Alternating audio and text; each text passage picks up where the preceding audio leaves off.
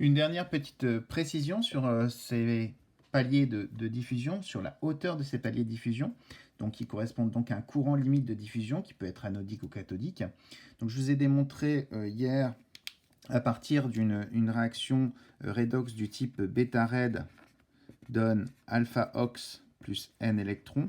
Je vous ai démontré que le I limite, donc ici, puisque je suis en train de provoquer une oxydation, c'est un I limite anodique.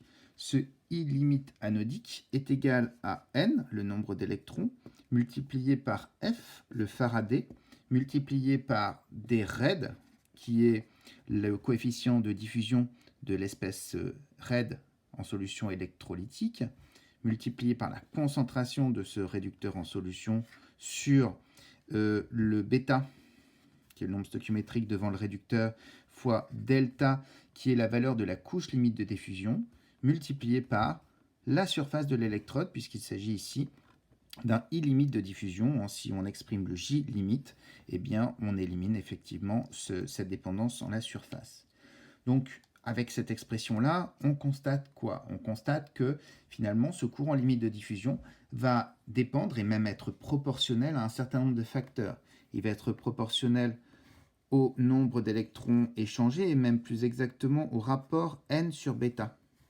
Le rapport N sur bêta. Il va donc, c'est le nombre d'électrons échangés par molécule de réducteur. Il va être proportionnel à ce D red, qui, je le rappelle, est le coefficient de diffusion de l'espèce red en solution électrolytique. Il va être proportionnel à la concentration du réducteur en solution. Donc du coup, plus vous augmenterez la concentration du réducteur dans la solution, plus ce palier de diffusion interviendra à une intensité élevée.